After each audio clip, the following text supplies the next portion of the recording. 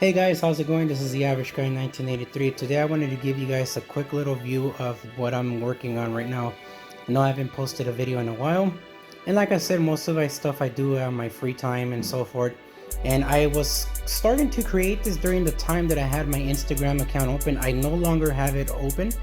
I permanently closed my Instagram account, both for my own and my cat's account. So if you're following my cat and you don't see him anymore, I closed it for my own personal reasons. With that in mind, I wanted to show you guys how I redid this, because it turns out that when I had the wires, if you were following me on Instagram, I had these wires here running inside of this panel area here, and that was a really stupid idea. I messed up big time. I did it twice I tried to get it in there and it didn't work. I couldn't get the panel to properly close, and it was because the wires were getting in the way of the motor blower that's for the air conditioning fans in the front.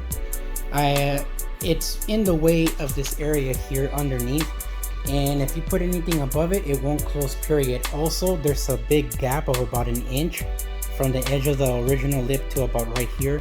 It's about 1 inch or so, or maybe slightly less, and that actually sits on top of a carpeted lip and it stays put. And then the top here just has two little push-in pins, one here and one on this side that goes against the door, and that's about it. So this goes underneath the car on the front front passenger seat, underneath in the bottom of the kick panel like this, and it's not supposed to be really visible or in the way.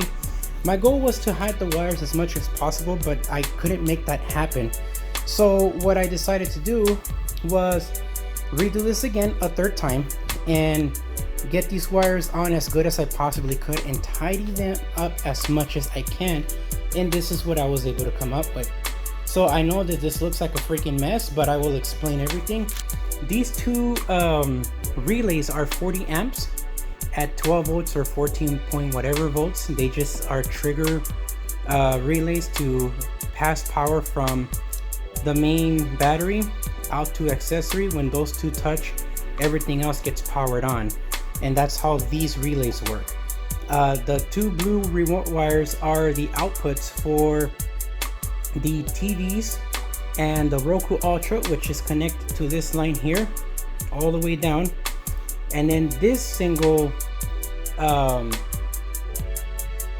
relay, sorry about that, this single relay is connected to this 15 amp fuse line here, which is for the Bionic TV links from the for the Nintendo Switch.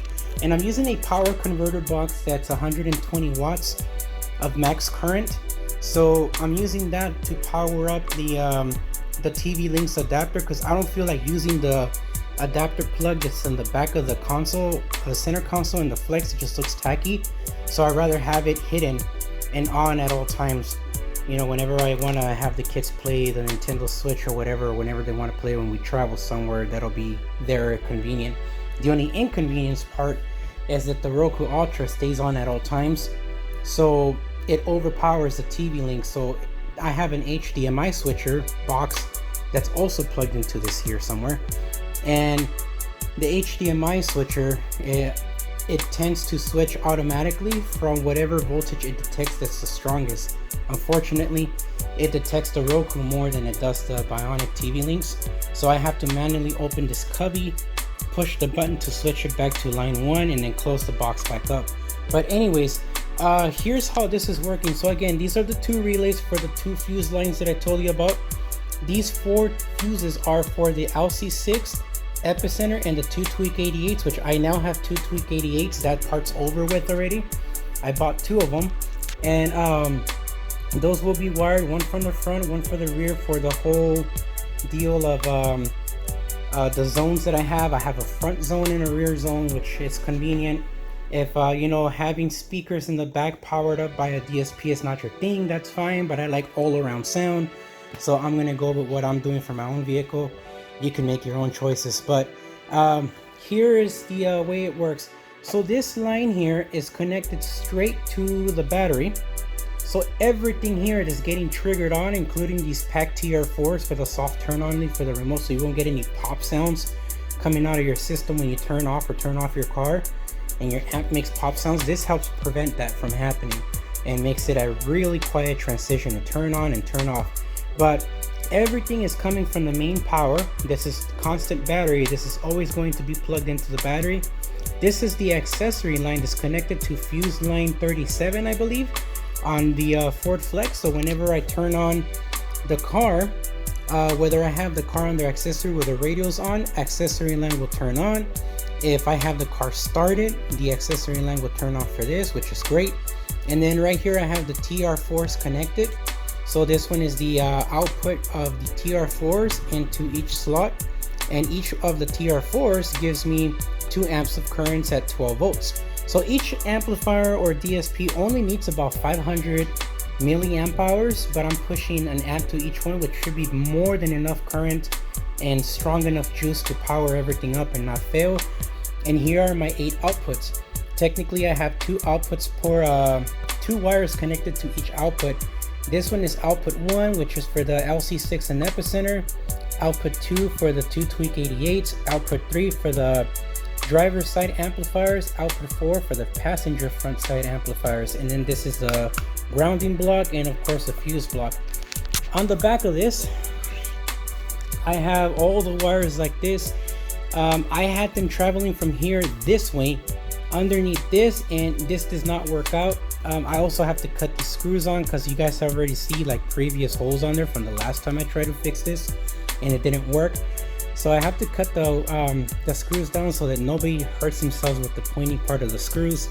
And that's about it there. So the goal is to get all these wires, right, after testing everything does turn on, is to get, including the TV wires that you see over there, are to get everything behind the blower fan for the air conditioner on the driver's side.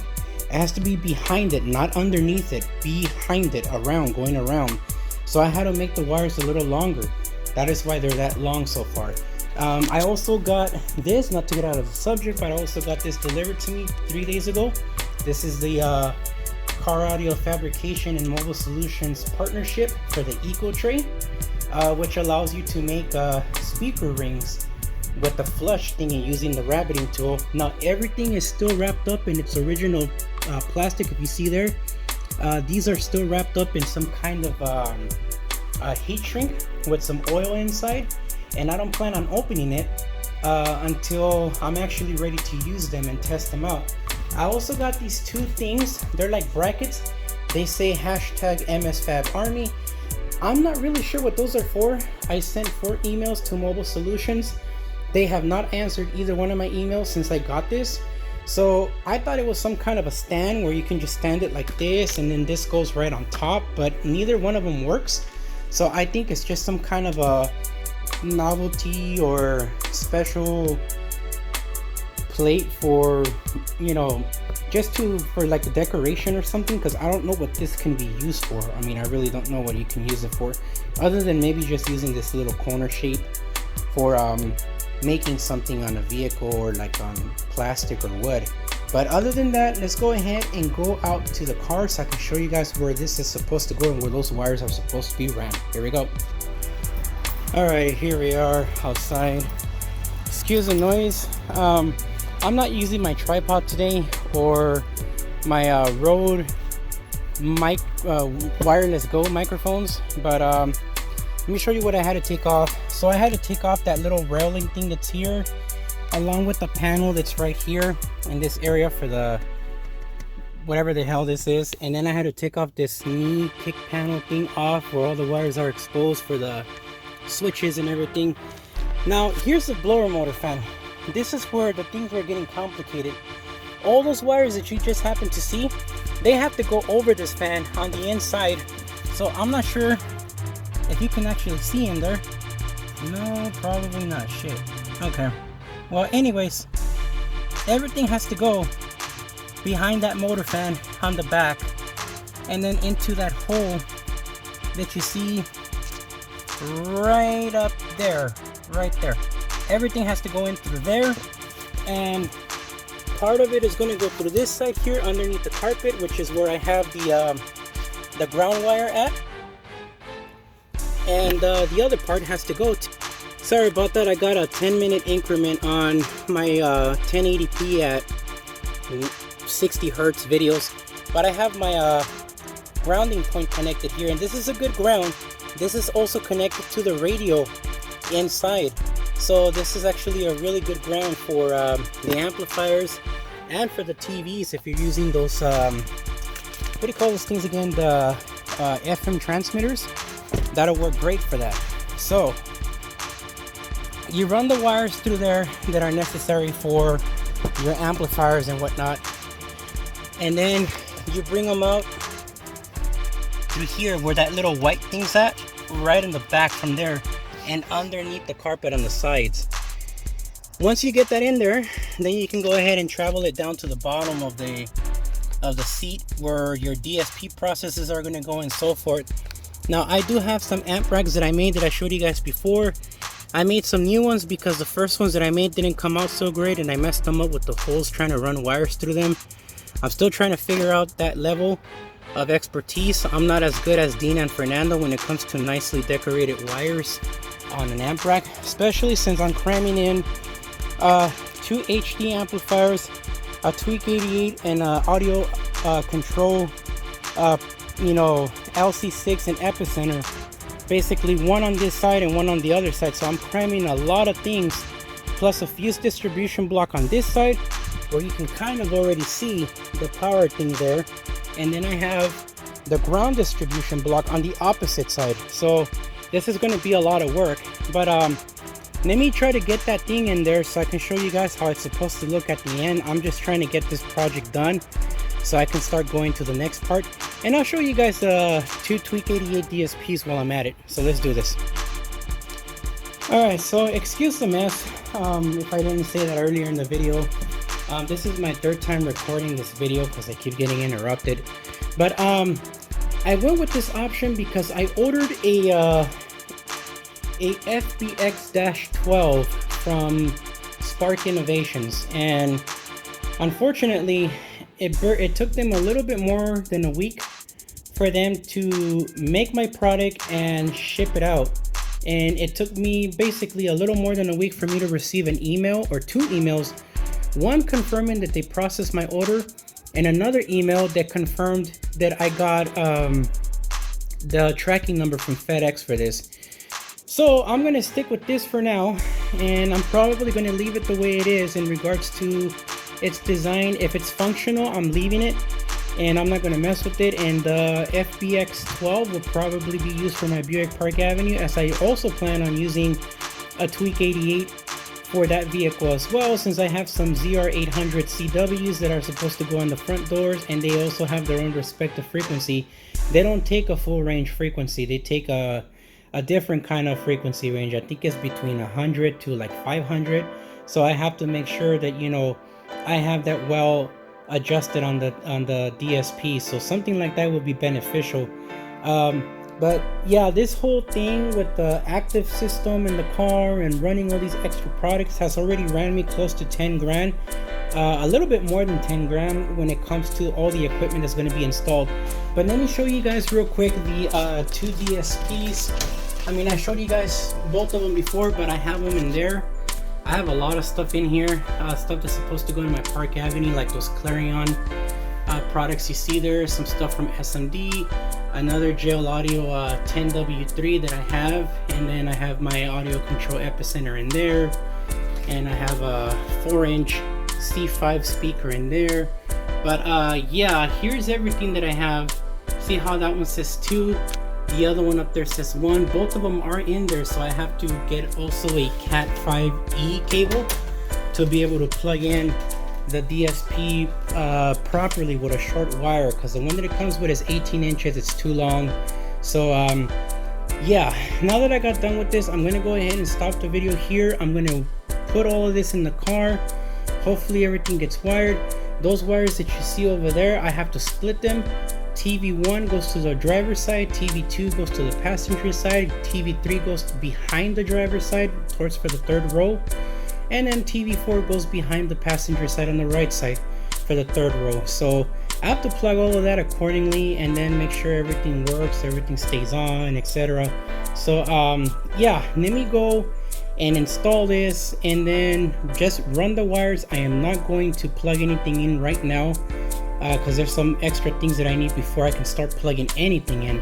So you might find this as a really useless video, but I'm not really going to hear about it because I decided to stop getting all this hate from, you know, other commenters on YouTube. And there's an advantage and a disadvantage of it. The advantage is that I don't get to hear any more negative comments from people about my freaking fingernails or about my weight or skin color or my hair due to COVID or anything like that. But the bad thing about it is that if you have any questions about the flex and what I'm doing, you're not going to hear from me at all because I'm not going to be able to know that you're asking a question.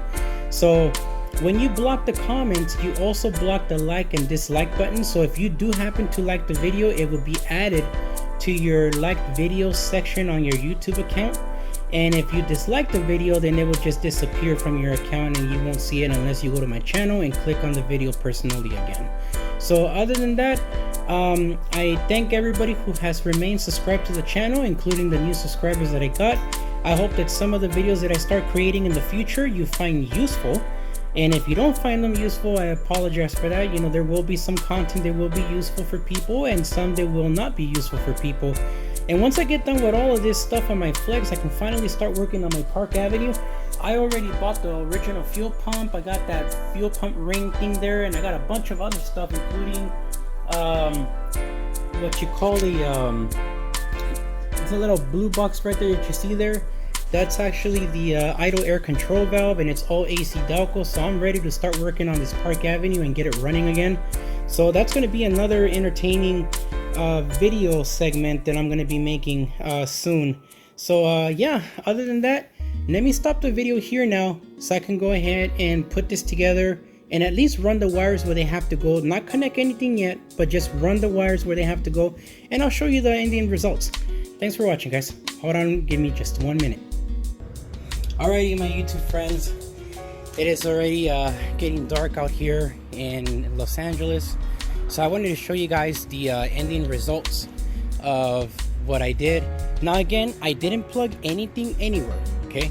All I did was just ran the wires from the little console thing that I showed you guys earlier in the video, and I ran them to their designated spots.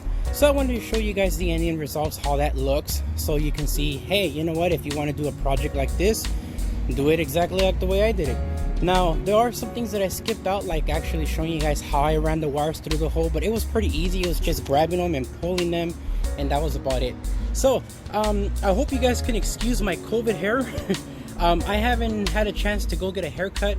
A lot of things are starting to open up here in Los Angeles. They're not 100% open, specifically barbershops, but there's also a lot of places that are still not like really doing the whole social distancing and the face covering with the mask. And I mean, like you guys already seen, I'm a big guy and I have asthma and I'm type 2 diabetic. But yeah, you know, I can't take my chances, man. I just can't. I do, however, have some clippers at home, and I can go ahead and give myself a number 0 if I really wanted to. But I don't want to do that to my hair. I kind of like the way it is, and I can actually mess with it since it's a little long. It's about 3.5 inches long, and the top grew more than the sides, obviously, and the back. But yeah, anyways, let's go ahead and show you guys what I'm talking about. So here we go. Alrighty, so this is what it looks like inside. So you guys can see me to see if I could turn that up. You guys can't really see anything in there, right? Other than maybe the relay that's at the very bottom there. With maybe like if I lean this way, you can see the what is it? The power wire there for the constant power and the accessory line. But let me give you guys a better picture. Okay, so as you guys can see how it looks, it doesn't look all that great when it comes to the plastic. What I used was a 1/8 inch thick ABS plastic. It's textured on one side and it's soft on the other side. Now, the thing about this is that it's still functional even though, you know, it looks like this. And I did it like this so that I wouldn't completely damage the original panel. But I think overall it came out okay. It's still functional. Look, if you see right here in the bottom, you can see the fuse box.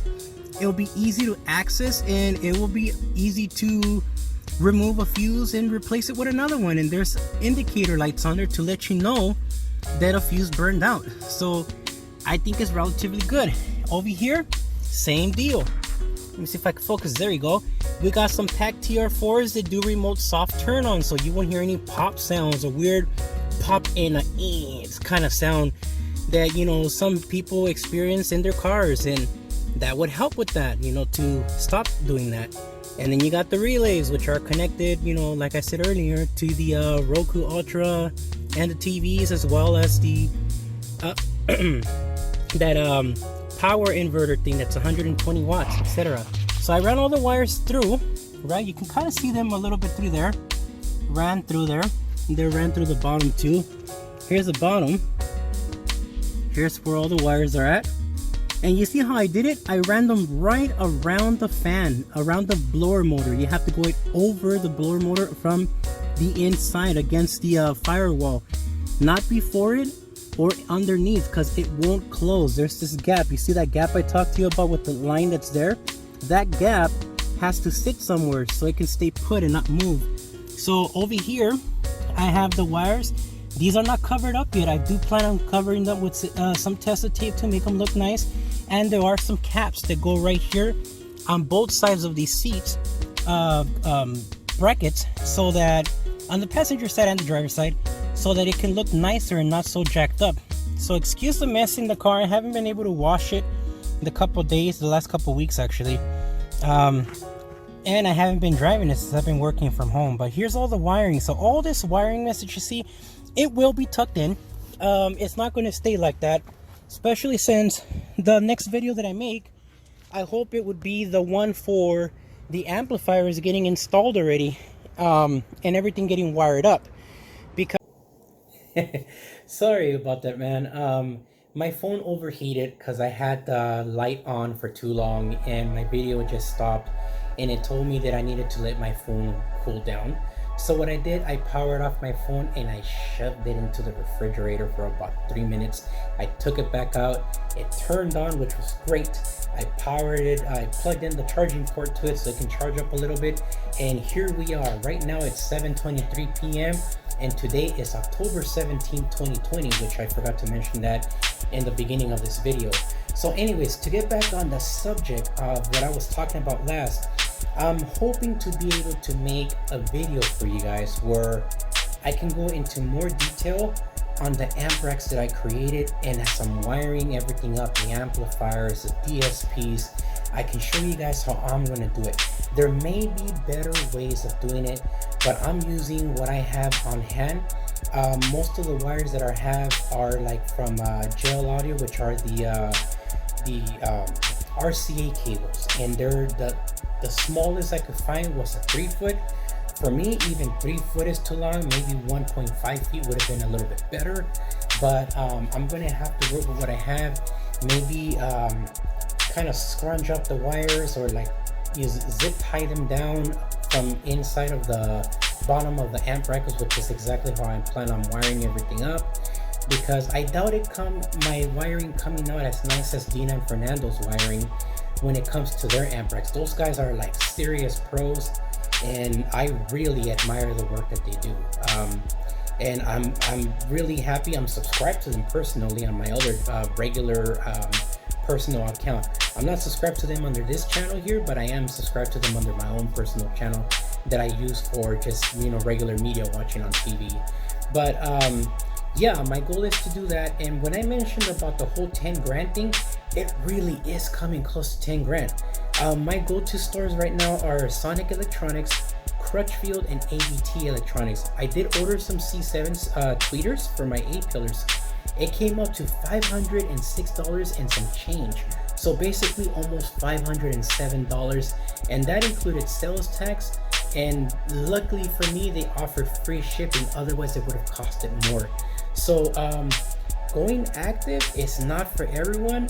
And to be honest with you, I hope that when I'm done with this expensive system on my Ford Flex, that it sounds like it's worth those 10 grand. Because I'm gonna have a lot of regrets if it doesn't. Because I'm gonna tell you right now, the JL Audio C5 3-ways that I have sound amazing. They sound really, really good with the HD amplifiers that I have.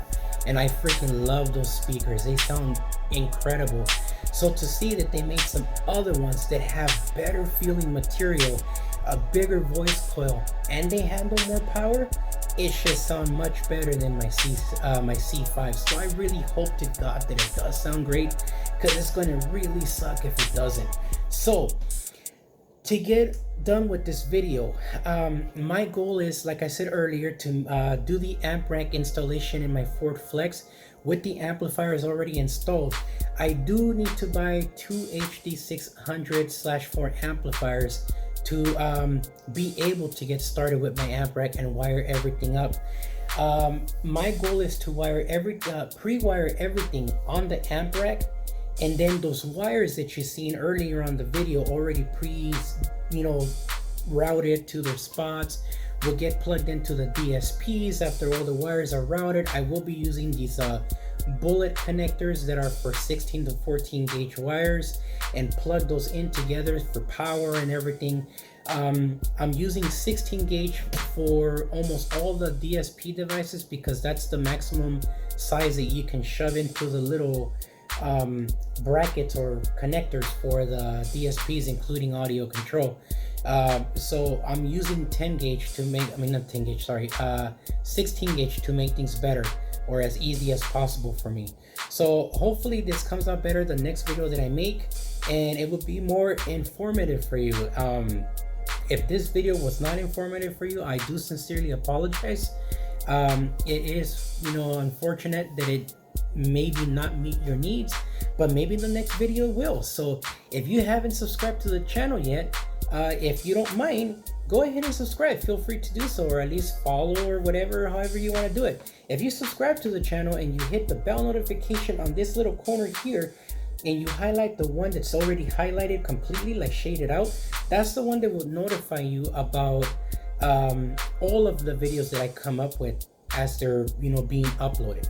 So I do have the comments temporarily blocked on this channel because I was getting a lot of hate talking and text messages or comments about my fingernails and about my hair and my teeth, because they're not all perfect.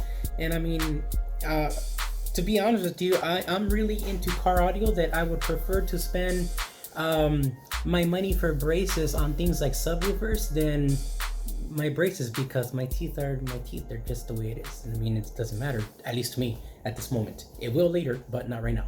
But anyways, to get to that subject, that's why I did that, so you won't be able to comment on the channel until I get that deal settled down. I want things to settle down politically with both parties. I decided to cancel or to remove my Instagram channel for the purpose of that. There were some people that I was following out of respect for them following me, and both sides were really attacking each other, and they were tagging me and stuff that I didn't really want to be part of. And I'm the kind of person that doesn't really like to get involved in any of that. I do my voting based for my stuff around my city that needs to be taken care of, like road conditions and things like that. But I don't focus too much on anything else. I do vote, but I won't, say what I am or what I am not. I like to keep things neutral, and that's what I was hoping to do on Instagram. It did not work out like that, man. It really didn't. So I had no choice but to leave Instagram. So to all the people that were following me on Instagram, that are following me here on my YouTube channel, I sincerely apologize. But I did give a warning a few weeks before that I might be considering, ending the Instagram, and I got out of 200 and something people, only like 5 or 6 people responded to my post, and it was the same thing for other videos that I was making. And it kind of made me feel like crap to see that I have so many people following, but only 1 or 3 people liking a video or liking a post, and I didn't know what to do to be able to kind of keep that up and keep it going. So I decided to close it, and I actually been feeling really good at the fact that I closed the account, and I haven't had to been dealing with any negativity or anything like that. And I did the same thing on the YouTube channel here. I had to go through every one of my videos, which took me over an hour to completely mute out the comment section and the like section. So that is what I'm going to be doing from now on, up until things cool down with all this political stuff. Then I might consider, you know, go ahead and disable one of the comment stuff on or enable one of the comments section areas for one of the videos and see how that works. If it works good, then I'll keep it that way moving forward. If not, then I'll go ahead and remove it again. But here's the negative part of doing that. If I remove the comments area where you can send me a message under the comments, it also removes the thumbs up and thumbs down button. So if you hit the thumbs up button on the video on this side over here, you'll end up getting that video saved onto your own personal YouTube stuff, or like video areas where you have like videos. If you hit dislike, it would just disappear and you won't hear from me on this particular video, but you'll still have the other ones. Unless you want to come back, you will have to go into my channel and then scroll down to this specific video here, and then you can go ahead and either dislike it or like it again. But other than that, I really hope that you found this video useful and how I routed the cables. I wish I could have showed you guys more, but I mean, it was pretty simple what I was doing. But on the next one, I hope to be able to have the amplifiers fully paid for and have them installed, and I can show you guys from start to finish how I'm going to wire everything up. And it will be a really interesting video and possibly a long video, but I would do my very best to be as detailed as possible on that video that I make next time. And hopefully you guys will enjoy it and find that one informative. Other than that, thank you guys for following me here and for subscribing to the channel. If you find any of my other videos interesting, subscribe to the channel, man. I've been doing stuff on my Ford Flex, and I will be doing stuff on my Buick Park Avenue as well. So stick around, man, and hope to see you here soon. Later.